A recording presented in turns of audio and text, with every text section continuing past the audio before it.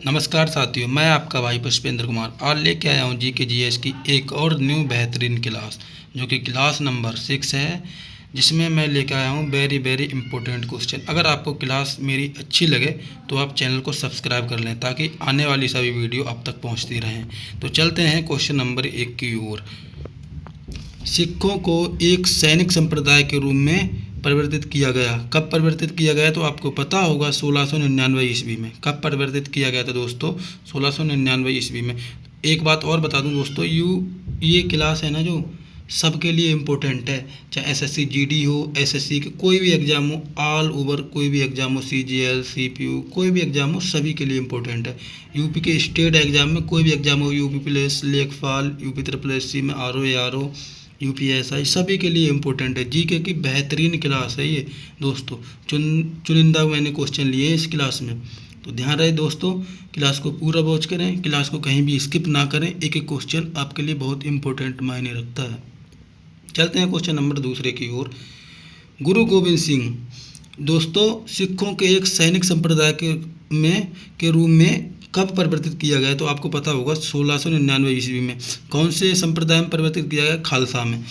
सिखों किसने परिवर्तित किया था? गुरु गोविंद सिंह द्वारा। सिखों के 10वें गुरु थे। कौन थे? सिखों के 10वें गुरु थे गुरु गोविंद सिंह, जो कि अंतिम गुरु भी थे। अंतिम गुरु भी इन्हीं को माना जाता है। गुरु गोविंद सिंह जी अंतिम गुरु भी थे। ठीक है, ध्यान रहे दोस्तों। सिख साम्राज्य का अंतिम शासक कौन था? आपको पता होगा दलीप था। सिख साम्राज्य का अंतिम जो शासक था वो दलीप था। कौन था? अंतिम शासक दलीप था। अब चलते हैं मराठा साम्राज्य की ओर। कौन से ओर चलते हैं? मराठा साम्राज्य की ओर। इतिहास में चलते हैं मराठा साम्राज्य की ओर। दोस्तों नोट्स ध्यान से बनाते रहें ताकि एग्ज़ाम आते समय आपको कोई दिक्कत ना हो। आप रात में नोट्स को रिवाइज करेंगे तो आपको दिक्कत नहीं होगी। आप दिन में नोट्स बनाएंगे, रात में रिवाइज कर लेंगे, कोई समस्या नहीं होगी। सुबह में पढ़ें, सुबह में यूपी जीके देख ले। ध्यान रहे दोस्तों, अगर यूपी का कोई एग्ज़ाम दे रहे हैं तो यूपी जीके जरूर पढ़ें। ध्यान रहे दोस्तों, मैं यूपी जीके की भी क्लास लेके आऊँगा जल्दी ही, आपको ध्यान रहे। चलते हैं मराठा साम्राज्य की ओर। मराठा साम्राज्य के संस्थापक कौन थे तो आपको पता है शिवाजी जी थे। कौन थे? शिवाजी। मराठा साम्राज्य के संस्थापक शिवाजी थे। जन्म इनका कब हुआ था और कहाँ हुआ था, इस बात का भी ध्यान रहे आपको दोस्तों।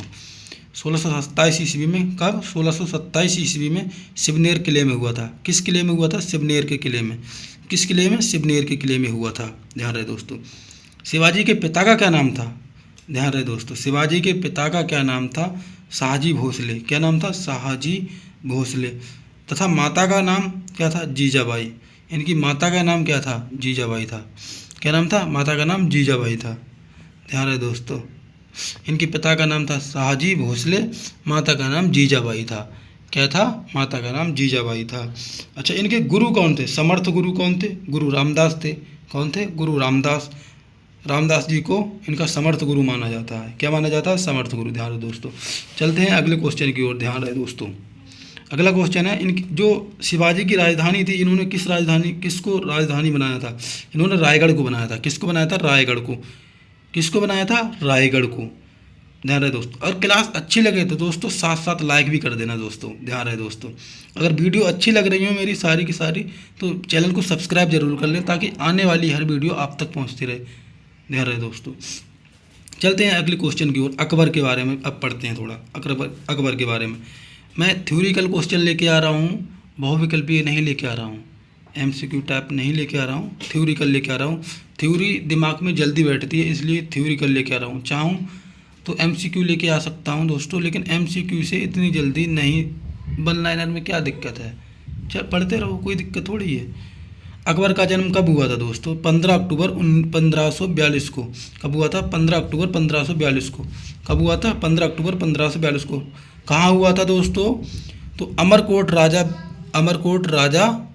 कहाँ पर हुआ था? अमरकोट राजा बीरसाल के महल में। कहाँ हुआ था? अमरकोट राजा बीरसाल के महल में। कहाँ हुआ था दोस्तों? अमरकोट राजा बीरसाल के महल में। ध्यान रहे दोस्तों। अकबर का पूरा नाम क्या था दोस्तों? अकबर का पूरा नाम था जलाउद्दीन मोहम्मद अकबर था। जलाउद्दीन मोहम्मद अकबर था। क्या नाम था दोस्तों? जलाउद्दीन मोहम्मद अकबर था। ध्यान रहे दोस्तों, जलालुद्दीन मोहम्मद अकबर था। चलते हैं अगले क्वेश्चन की ओर। पानीपत का दूसरा युद्ध कब हुआ था? ध्यान रहे दोस्तों, और किसके बीच हुआ था? किसके बीच हुआ था और कब हुआ था? किसके बीच हुआ था दोस्तों? पानीपत का दूसरा युद्ध 5 नवंबर 1556 को हुआ था। अकबर और हेमू के मध्य हुआ था। किसके मध्य हुआ था? अकबर और हेमू के मध्य हुआ था दोस्तों। कब हुआ था? पानीपत का युद्ध दूसरा युद्ध पानीपत का दूसरा युद्ध कब हुआ था? 5 नवंबर 1556 को।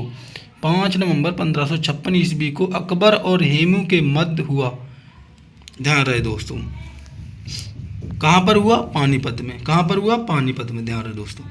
अच्छा, हल्दी घाटी का युद्ध कब हुआ था दोस्तों? हल्दी घाटी का युद्ध 1576 में हुआ था। कब हुआ था? 1576 में। किस किस के मध्य हुआ था?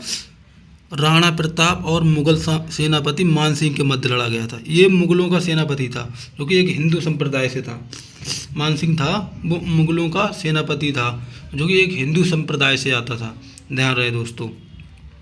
1576 को राणा प्रताप तथा मुगल सेनापति मानसिंह के मध्य लड़ा गया। किसके मध्य लड़ा गया था? मानसिंह के मध्य लड़ा गया था। ध्यान रहे दोस्तों।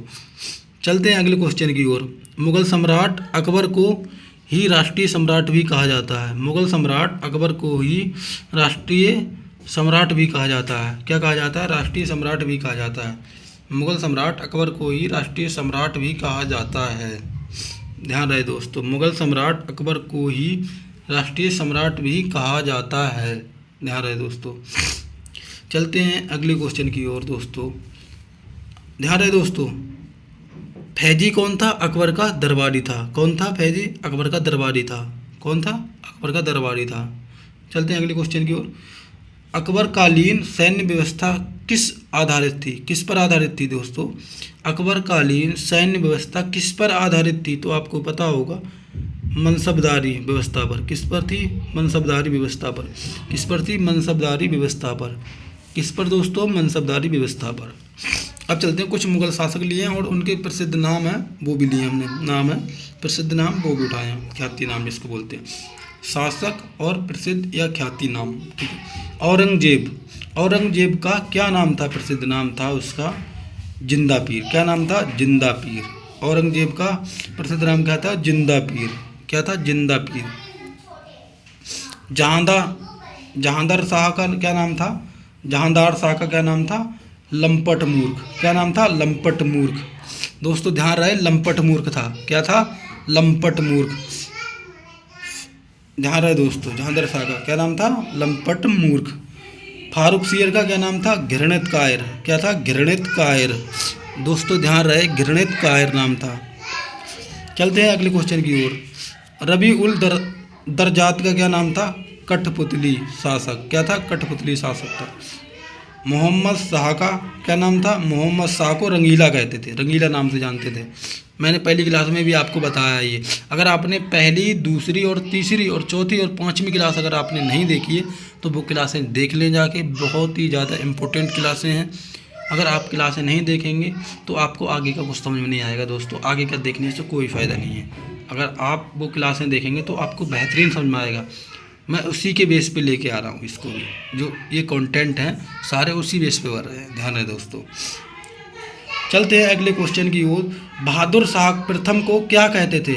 साहिब खबर। साहिब बेखबर। बहादुर शाह प्रथम को क्या कहते थे? साहिब बेखबर। क्या नाम से जानते थे? साहिब बेखबर।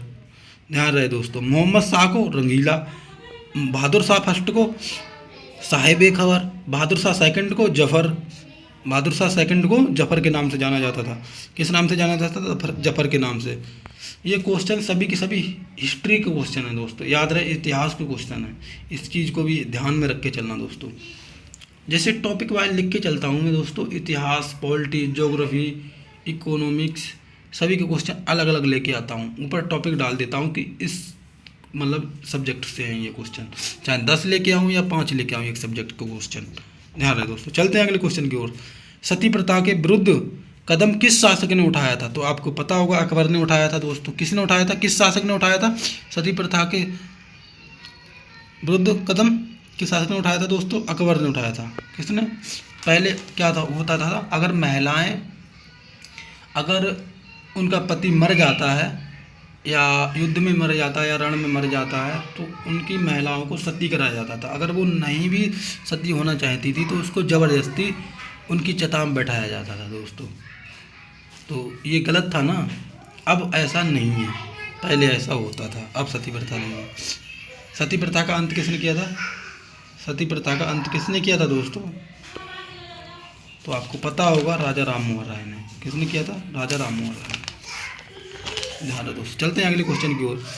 अब चलते हैं ज्योग्राफी की ओर, जो कि 2024 और 25 के लिए बहुत ही इंपॉर्टेंट क्वेश्चन है। भारत का भूगोल से हमने क्वेश्चन लिए हैं। कहाँ से लिए हैं? भारत का भूगोल से हमने क्वेश्चन लिए हैं। चलते हैं अगले क्वेश्चन की ओर। क्वेश्चन नंबर 1 क्या कहता है? भारत का विश्व में जनसंख्या की दृष्टि से तथा क्षेत्रफल की दृष्टि से 2011 की जनगणना के अनुसार कौन सा स्थान है? तो आपको पता होगा, जनसंख्या की दृष्टि से भारत में, सॉरी विश्व में जनसंख्या की दृष्टि से दूसरा स्थान है 2011 की जनगणना के अनुसार। अभी जब 2021 था तो लॉकडाउन था, इसलिए जनगणना नहीं कराई गई। अब 2021-31 में होगी, शायद 2021-31 में ही होगी जनगणना। 10 साल के बाद होती है दोस्तों, ये भी याद रहे आपको। 10 साल के बाद जनगणना कराई जाती है, ध्यान रहे दोस्तों। अच्छा, क्षेत्रफल की दृष्टि से विश्व में कौन सा स्थान है? 7वां। कौन सा स्थान है दोस्तों? 7वां। अच्छा, उत्तर प्रदेश की बात करेंगे। अगर हम उत्तर प्रदेश की बात करेंगे, उत्तर प्रदेश भारत में जनसंख्या की दृष्टि से सबसे प्रथम राज्य है। सबसे प्रथम राज्य, जनसंख्या में सबसे बड़ा राज्य है उत्तर प्रदेश। और क्षेत्रफल की दृष्टि से बात करेंगे तो चौथा स्थान है। पहले नंबर पर राजस्थान आता है क्षेत्रफल की दृष्टि से, एरिया के अकॉर्डिंग, और चौथे नंबर पे आता है उत्तर प्रदेश, अपना उत्तर प्रदेश। ध्यान रहे दोस्तों। चलते हैं अगले क्वेश्चन की ओर। कर्क रेखा कहाँ से होकर गुजरती है? कर्क रेखा कहाँ से होकर गुजरती है? तो भारत के लगभग बीचों बीच से होकर गुजरती है। लगभग बीचों बीच से होकर गुजरती है दोस्तों। कहाँ से होकर गुजरती है? बीचों बीच से होकर गुजरती है। ध्यान रहे दोस्तों। भारत के 8 राज्यों से होकर गुजरती है। भारत के 8 राज्यों से होकर गुजरती है दोस्तों। कितने राज्यों से होकर गुजरती है? 8 राज्यों से होकर गुजरती है।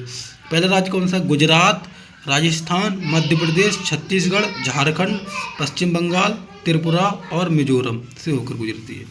गुजरात, राजस्थान, मध्य प्रदेश, छत्तीसगढ़, झारखंड, पश्चिम बंगाल, त्रिपुरा और मिजोरम। कितने? 8 राज्य हो गए दोस्तों। कितने राज्य हो गए? 8 राज्य। ये 8 राज्य है दोस्तों। चलते हैं अगले क्वेश्चन की ओर। 82.5 डिग्री पूर्वी देशांतर को भारत की प्रमाणिक मध्याह्न रेखा कहा जाता है। भारत की प्रमाणिक मध्याह्न रेखा कहा जाता है। क्या कहा जाता है? भारत की प्रमाणिक मध्याह्न रेखा कहा जाता है। चलते हैं अगले क्वेश्चन की ओर। भारतीय मानक समय में फर्स्ट एवं IST फर्स्ट एवं ग्रीनविच माध्य समय GMT में 5.5 घंटे का अंतर होता है। कितने का? फर्स्ट एवं ग्रीनविच माध्य समय में GMT में 5.5 घंटे का अंतर होता है दोस्तों। 5.5 घंटे का अंतर होता है। कितने घंटे का अंतर होता है? आपने मोबाइल फ़ोन में देखा होगा, जो आपने पहले फीचर फ़ोन आते थे, चलाते होंगे तो उनमें देखा होगा 5.5 घंटे लिखा रहता था, GMT लिखा हुआ था। अभी भी लिखा रहता है, तो आपने अगर देखा होगा तो अच्छी बात है, नहीं देखा तो देख लेना। चलते हैं अगले क्वेश्चन की ओर। बांग्लादेश की सीमा से लगे राज्य भारत के कितने हैं? उनके बारे में बात करेंगे। पहला राज्य है पश्चिम बंगाल, दूसरा है असम, तीसरा है मेघालय, चौथा है त्रिपुरा, 5वां है मिजोरम। कितने राज्य हैं? 5 राज्य। कितने राज्य हैं? 5 राज्य। 5 राज्यों की सीमा बांग्लादेश से मिलती है। कितने राज्यों की सीमा मिलती है? 5 राज्यों की दोस्तों, ध्यान रहे। पश्चिम बंगाल, असम, मेघालय, त्रिपुरा और मिजोरम। चलते हैं अगले क्वेश्चन की ओर। भूटान की सीमा से लगे राज्य भारत के कितने हैं? तो ध्यान रहे दोस्तों, अरुणाचल प्रदेश, असम, पश्चिम बंगाल और सिक्किम। कितने राज्य हो गए दोस्तों? 1, 2, 3, 4। कितने हो गए? 4 राज्य भूटान की सीमा के साझा करते हैं। कितने राज्य भूटान की सीमा को साझा करते हैं? 4 राज्य। कितने राज्य भूटान की सीमा को साझा करते हैं? 4 राज्य। ध्यान रहे दोस्तों, कितने राज्य? 4 राज्य। अच्छा दोस्तों, एक चीज़ इसमें कॉमन है, पश्चिम बंगाल है, वो दोनों से सीमा साझा करता है। बांग्लादेश भूटान दोनों से सीमा साझा करता है, अपनी सीमा को दोनों से साझा करता है। ध्यान रहे दोस्तों। चलते हैं अगले क्वेश्चन की ओर।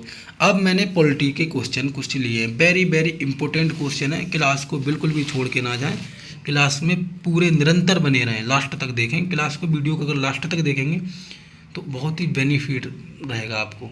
मतलब आने वाला कोई भी एग्ज़ाम आप क्रैक कर सकते हैं। GK GS में, मतलब GK GS का पूरा निचोड़ है, ये समझ लो, निचोड़ ही लेके आता हूँ।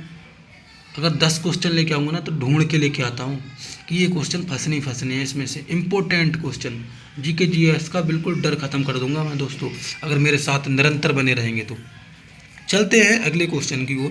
क्वेश्चन क्या कहता है, जैसा कि आप देख रहे हैं टॉपिक पॉलिटी है, राजनीति शास्त्र। भारतीय संविधान से लिए हैं कुछ क्वेश्चन और कुछ क्वेश्चन राजनीति शास्त्र से लिए। राजनीति शास्त्र में ही भारतीय संविधान भी आ जाता है दोस्तों, ध्यान रहे दोस्तों इस चीज़ का। मुसलमानों के लिए पृथक राष्ट्र विचार सर्वप्रथम किसने दिया था? तो मोहम्मद इकबाल ने दिया था। किसने दिया था? मोहम्मद इकबाल ने दिया था, ध्यान रहे दोस्तों। पाकिस्तान शब्द का सबसे पहले प्रयोग किसने किया था? किसने किया था दोस्तों? पाकिस्तान शब्द का सबसे पहले प्रयोग किसने किया था दोस्तों? तो चौधरी रहमत अली ने किया था। किसने किया था? चौधरी रहमत अली ने। किसने किया था? चौधरी रहमत अली ने, ध्यान रहे दोस्तों। चलते हैं अगले क्वेश्चन की ओर। सरोजिनी नायडू ने किसे हिंदू मुस्लिम एकता का दूत कहा? किसे कहा? सरोजिनी नायडू ने किसे हिंदू मुस्लिम एकता का दूत कहा? किसे कहा? सरोजिनी नायडू ने किसे हिंदू मुस्लिम एकता का दूत कहा? तो आपको पता होगा मोहम्मद अली जिन्ना को। किसे कहा था? मोहम्मद अली जिन्ना को कहा गया था। इसी ने तो भाई बंटवारा किया था, इसी ने तो मांग की थी पाकिस्तान की। किसने की थी? मोहम्मद अली जिन्ना ने। इसी ने मतलब बंटवारे की मांग की थी पाकिस्तान की हिंदू मुस्लिम एकता का, इसीलिए दूत कहा गया ये, ध्यान रहे दोस्तों।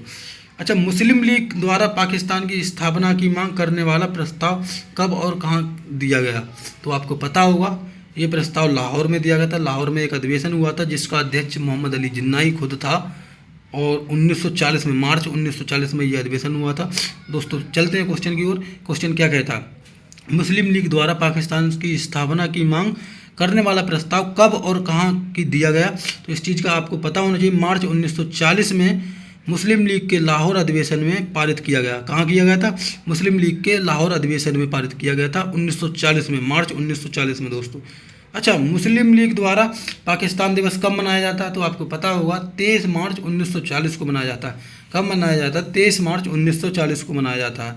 अच्छा, लाहौर अधिवेशन की अध्यक्षता किसने की थी? तो आपको पता होगा मोहम्मद अली जिन्ना ने खुद की थी। लाहौर अधिवेशन की अध्यक्षता जो की थी वो मोहम्मद अली जिन्ना ने खुद की थी, ध्यान रहे दोस्तों। अब बात करते हैं क्रिप्स मिशन कब आया था भारत? क्रिप्स मिशन भारत मार्च 1942 में भारत में आया था। कब आया था? मार्च 1942 में भारत में आया था, ध्यान रहे दोस्तों। भारत छोड़ो आंदोलन कब हुआ था शुरू? कब प्रारंभ हुआ था? तो आपको पता होगा 9 अगस्त 1942 को हुआ था। कब हुआ था दोस्तों? 9 अगस्त 1942 को हुआ था।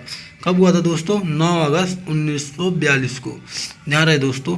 अगर आपको नोट्स चाहिए तो पुष्पेंद्र कुमार मैथ्स भाई टेलीग्राम चैनल पर आप जा सकते हैं, तो वहाँ से आपको नोट्स भी मिल जाएंगे, ध्यान रहे दोस्तों। क्रिप्स मिशन मार्च 1942 में भारत आया था दोस्तों। कब आया था? भारत आया था 1942 में। अब चलते हैं भारत छोड़ो आंदोलन कब प्रारंभ हुआ था? 9 अगस्त 1942 को प्रारंभ हुआ था। कब हुआ था प्रारंभ? 9 अगस्त 1942 को प्रारंभ हुआ था दोस्तों। अब मैंने कुछ जैसे संविधान से क्वेश्चन लिए हैं, संविधान से। तो संगठनात्मक व्यवस्था है वो कहाँ से ली गई? तो आपको पता होगा जो संगठनात्मक व्यवस्था है वो कहाँ से ली गई? कनाडा से ली गई। कहाँ से ली गई है? कनाडा से। कनाडा के संविधान से ली गई है ये व्यवस्था। कहाँ से ली गई? कनाडा के संविधान से। अच्छा, भारतीय संविधान को उधार का थैला भी कहा जाता है। क्या कहा जाता है? भारतीय संविधान को उधार का थैला भी कहा जाता है, ध्यान रहे दोस्तों। न्यायिक पुनरीक्षण की बात करेंगे तो हम संयुक्त राज्य अमेरिका से लिए गए हैं। कहाँ से लिए गए हैं? न्यायिक पुनरीक्षण की बात करेंगे तो संयुक्त राज्य अमेरिका से लिया गया है। कहाँ से लिया गया है? संयुक्त राज्य अमेरिका से दोस्तों।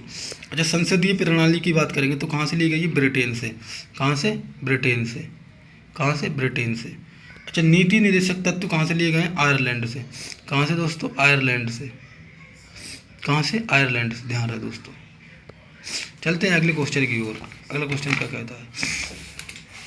मूल अधिकार कहाँ से लिए गए हैं? संयुक्त राज्य अमेरिका से। कहाँ से लिए गए हैं मूल अधिकार? संयुक्त राज्य अमेरिका से, ध्यान रहे दोस्तों। मौलिक कर्तव्य कहाँ से लिए गए? रूस से। समवर्ती सूची कहाँ से ली गई है? समवर्ती सूची दोस्तों कहाँ से ली गई है? तो ऑस्ट्रेलिया से ली गई। कहाँ से ली गई है? ऑस्ट्रेलिया से दोस्तों। कहाँ से ली गई दोस्तों? ऑस्ट्रेलिया से ली गई समवर्ती सूची।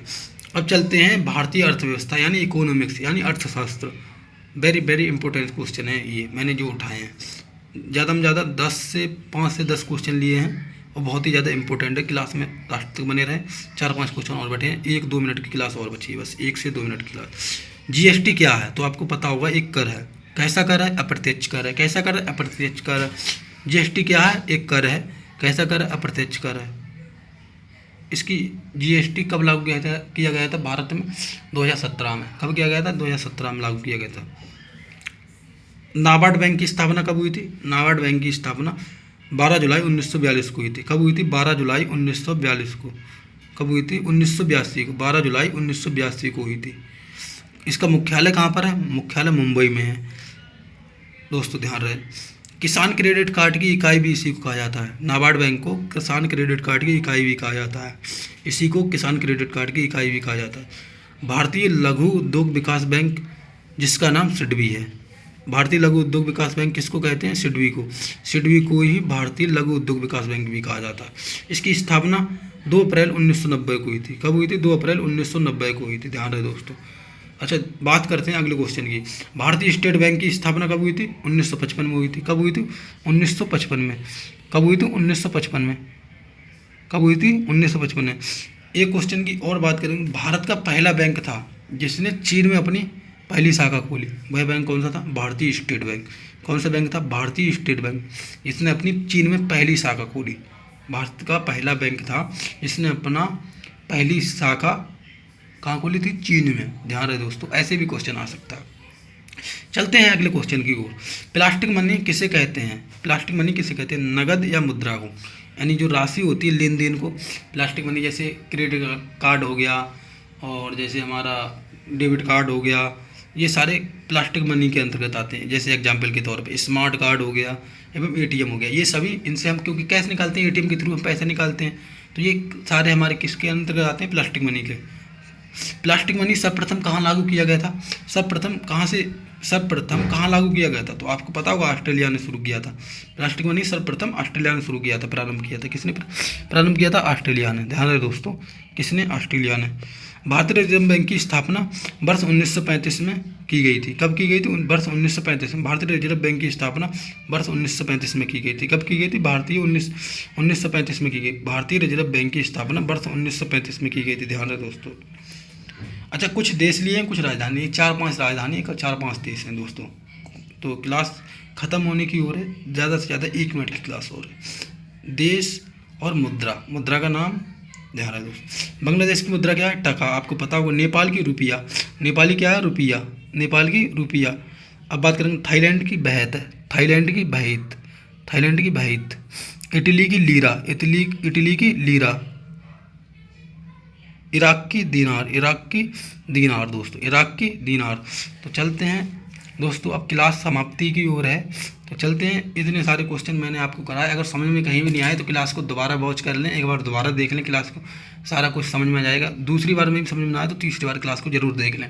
क्लास को पूरा देखें, कहीं भी बीच में छोड़ेंगे तो दोस्तों आधा अधूरा ज्ञान स्वास्थ्य के लिए हानिकारक होता है, आपको पता ही है।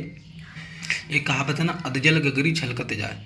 तो कम ज्ञान वाले, जो कम ज्ञान होता है ना, वो अपने आप को बहुत बड़ा मानते हैं कि हमें बहुत कुछ आता है। जैसे अनपढ़ लोगों में जाके बैठ जाएं तो वो अपने आप को बहुत बड़ा समझते हैं दोस्तों। तो वही वाला हिसाब, अगर थोड़ी क्लास देखोगे आप छोड़ के चले जाओगे, आपको अच्छा नहीं लगेगा कि हाँ कुछ नहीं है इस क्लास में, ये है वो। अगर पढ़ोगे पूरी लास्ट तक और इसका तत्व निकाल के रखोगे ना, तो वेरी इंपॉर्टेंट क्लास है दोस्तों। तो अगर दोस्तों क्लास अच्छी लगी हो आपको तो मेरे चैनल को सब्सक्राइब कर लो, ताकि आने वाली हर वीडियो आप तक पहुंचती रहे। अगर आप सब्सक्राइब नहीं करते हैं तो आप बहुत कुछ गंवा रहे हैं। ध्यान रहे दोस्तों, अगर वीडियो अच्छी लगी हो तो चैनल को सब्सक्राइब कर लें और लाइक भी कर दें दोस्तों। ध्यान से वीडियो को साथ साथ ही लाइक करते रहें। नमस्कार, जय हिंद।